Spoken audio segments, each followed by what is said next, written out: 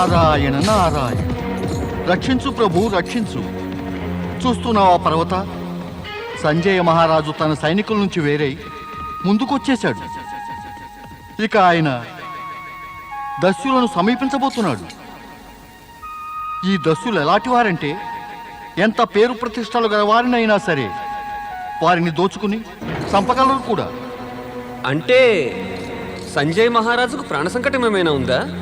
అవును, మనం ఆయనను వెంటనే హెచ్చరించాలి. నారాయణ నారాయణ. జయ జయ బ్రహ్మదేవ. జాగ్రత్త, ఆ రౌతేవడో ఇటువైపే వస్తున్నట్టున్నాడు. కాళీపాద, పైకెక్కు. అతడు దగ్గరకు రాగానే ఒక్క వేడితో తల తగివేయి. అలాగే నాయక.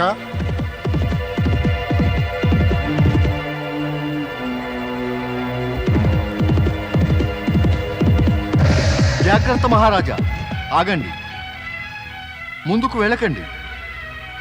అక్కడ ఎంతో క్రూరులు, భయంకరులు అయిన దస్యులు ఉన్నారు. యుద్ధం చేసేందుకు వ్యవధిని ఏమాత్రం ఇవ్వరు. వెంటనే దాడి చేసి సంహరిస్తారు. దయచేసి ముందుకు వెళ్ళకండి. మా రాజ్యంలో ప్రజలను దోచుకుని చంపేసే దస్యులున్నారంటే అది మాకు సిగ్గును ఖేదాన్ని కలిగిస్తోంది. అది మా పేరు ప్రతిష్టలకు, రాజ్యపాలనకు కళంకమే. అలాంటప్పుడు మమ్మల్ని ముందుకు వెళ్ళవద్దంటున్నావా? వారు దస్యులే కదా. నేను ముందుకు వెళ్ళకపోతే వారి సంఖ్య మరింత పెరిగిపోదంటావా? అలా దస్యుల సంఖ్య పెరిగిపోతే మా ప్రజలకు ప్రాణ సంకటం కాదంటావా?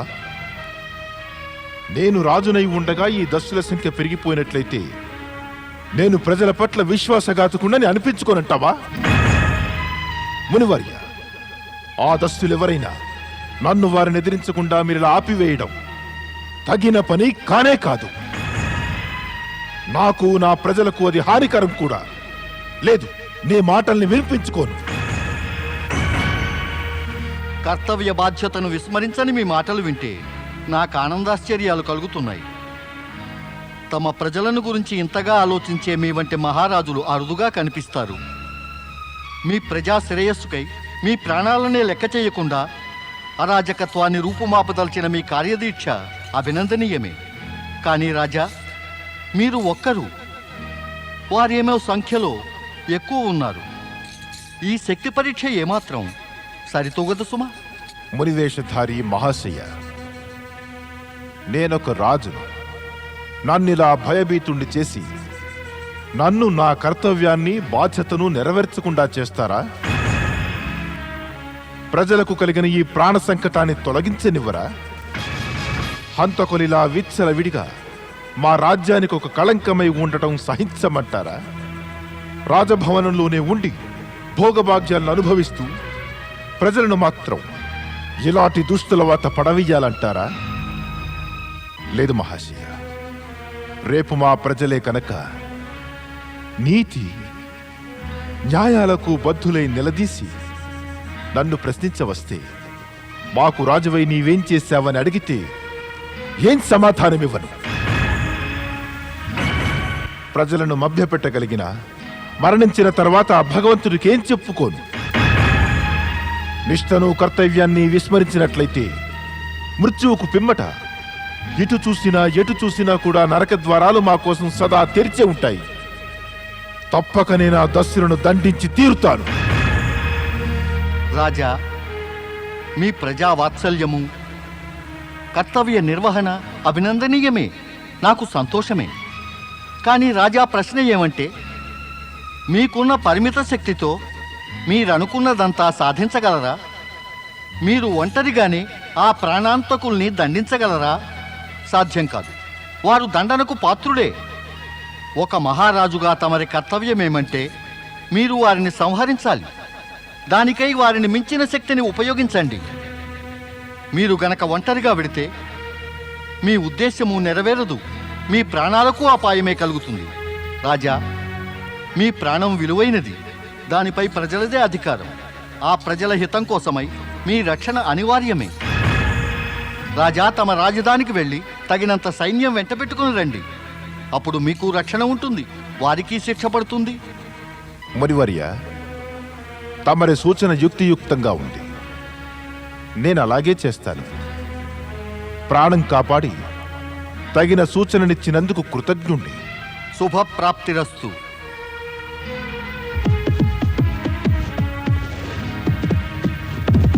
నాయక, నాకు అనిపిస్తోంది గుర్రపు టెక్కల ధని వినడం వల్ల రౌతు వెనుదిరిగాడేమో. ఆయన మళ్ళీ ఇక్కడికి తిరిగి రాడు.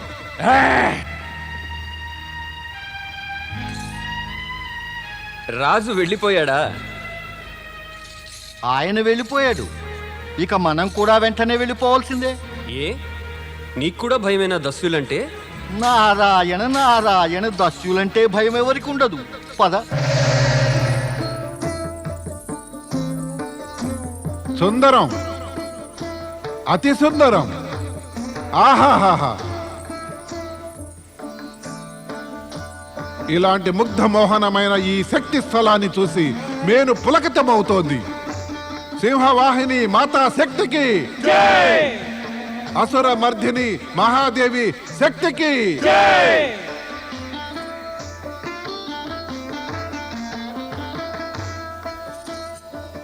దేవేంద్ర, మనం మాత శక్తికి జై అంటుంటే మాతకు ఇంకా ఎంతో ప్రీతములమైపోతాం. అది ఎలా ఋషివర్య? దేవేంద్ర, జా అంటే అర్థం జగత్తు, అలాగే యాకు అర్థం యశస్సు. అంటే సంపూర్ణ జగతిలో మాత యశస్సు వ్యాపించాలి.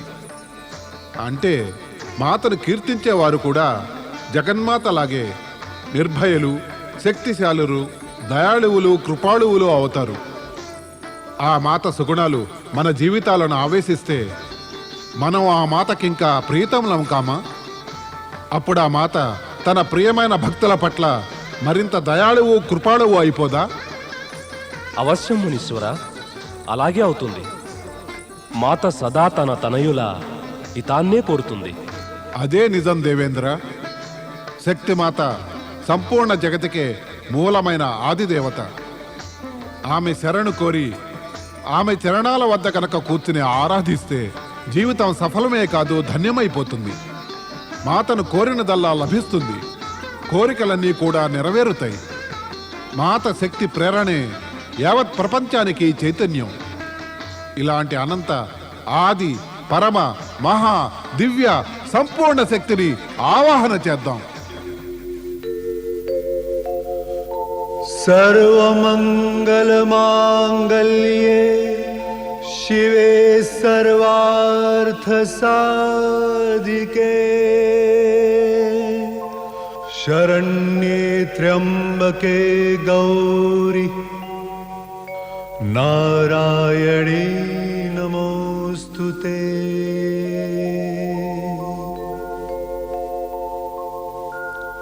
शरणागत दीनार्त परित्राण परायणे सर्वस्यार्ति हरे देवी नारायणि नमोस्तुते। सर्वस्वरूपे सर्वेशे सर्वशक्ति समन्विते भयेभ्यस्त्राहि नो देवी दुर्गे देवी नमोस्तुते।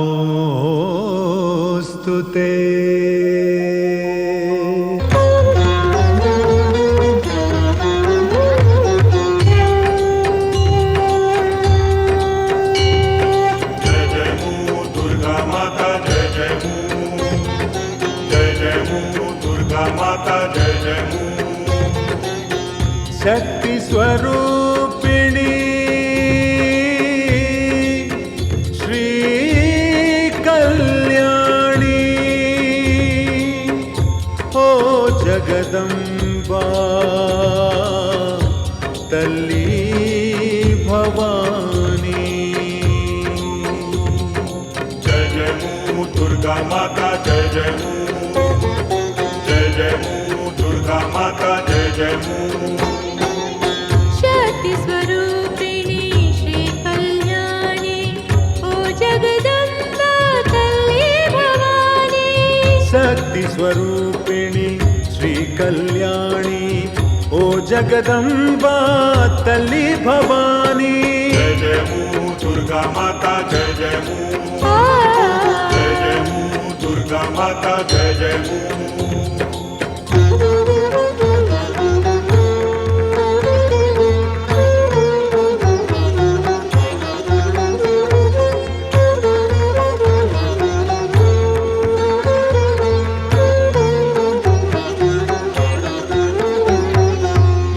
నిదివే ఆది అనాదివి అచంచలవు అవినాశివి సిద్ధులనిచ్చే జగజ్జననివే దుఃఖముల తీర్చెడు దానవే యుగ యుగాలలో ఎల్లరికీ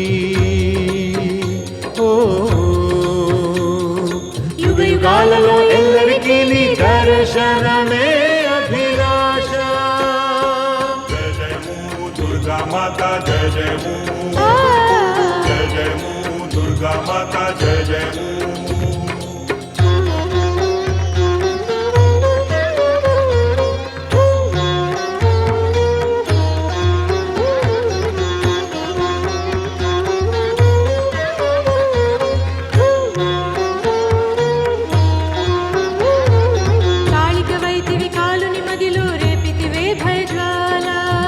జ్యోతి అజ్ఞాన తిమిరమును పారద్రోలు సరస్వతివే లక్ష్మీ రూపము దాల్చితివే లక్ష్మీ రూపము దాల్చితివే ధన వైభవములతోనా జయ జయము దుర్గా మాత జయ జయము జయ జయము దుర్గా మాత జయ జయము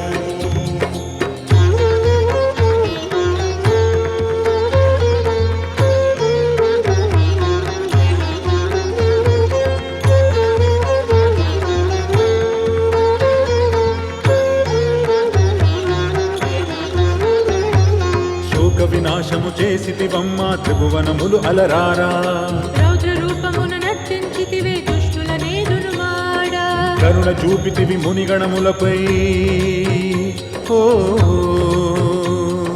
కరుణ చూపితివి మునిగణములపై శిష్టుల బాధలు తీరా జయ జయము దుర్గా మాత జయ జయము జయ జయము దుర్గా మాత జయ జయము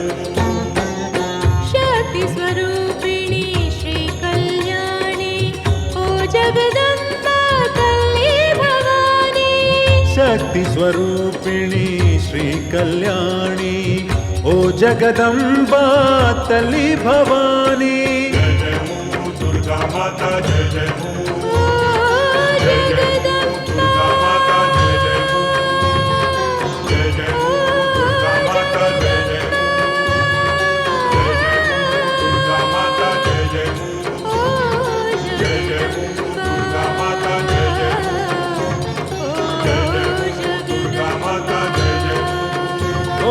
जगदम्बा तल्ली भवानी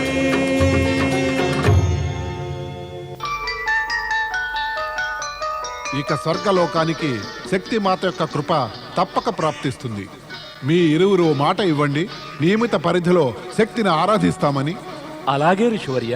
అవును ఋషివర్య, మేము శక్తిమాతను ఆరాధిస్తాము.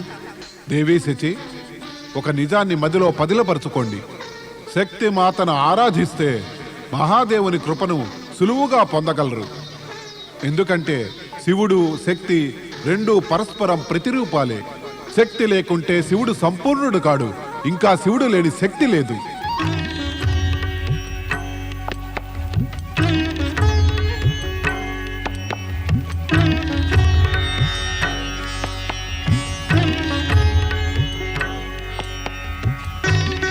పతి పరమేశ్వరాయ నమో నమః.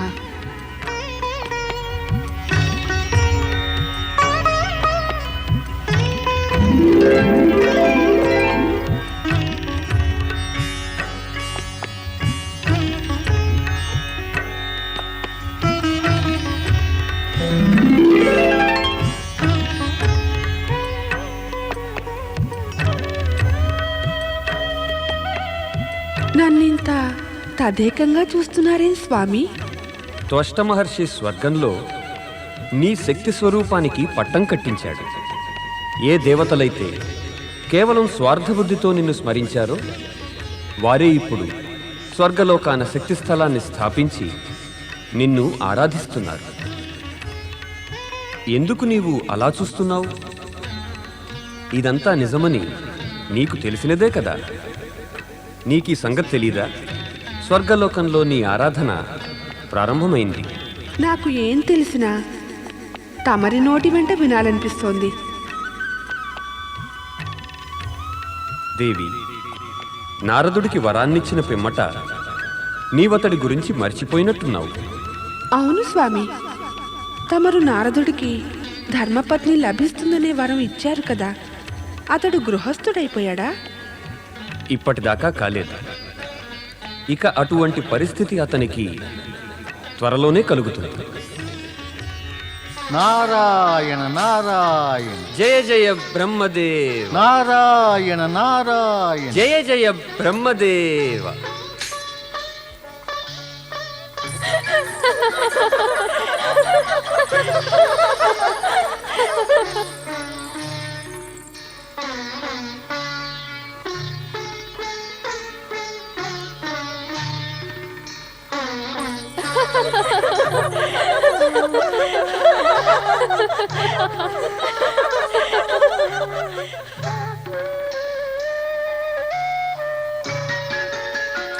మిత్రమా, ఏం ఆలోచిస్తున్నావు? అదే నీవు ఆలోచిస్తున్నదే. నేనేం ఆలోచిస్తున్నానో నీవెలా తెలుసుకున్నావు? నా దివ్య దృష్టి వల్లనే. ఏం చెబుతోంది నీ దివ్య దృష్టి? అదే నీవు తెలుసుకోగోరుతున్నావు, ఆ సుందరి ఎవరా అని. నాకు కూడా అదే తెలుసుకోవాలని ఉంది. నేను నా దివ్య దృష్టి వల్ల కొన్ని సంగతులు తెలుసుకున్నాను. ఈ సుందరి సంజయ మహారాజుకు పుత్రికయే. అతన్ని అడవిలోని దస్యుల గురించి హెచ్చరించాం కదా. అయితే మనం సంజయ్ మహారాజు ఆతిథ్యాన్ని తప్పక స్వీకరించవలసిందే సుమా. ఆ మహారాజు చూడగానే సంతోషపడి మనకు స్వాగతం పలుకుతాడు. ఎందుకో మిత్రమా, నాకు అనిపిస్తోంది మనం ఈ జంజాటంలో పడరాదు సుమా. పద ముందుకు నడు. నా వద్దు మిత్రమా, వద్దు. ఇంత మంచి అవకాశం మాటి మాటికి రాదు కదా. పద మిత్రమా, పద. రాకుమార దమయంతి ఎన్నో కథలు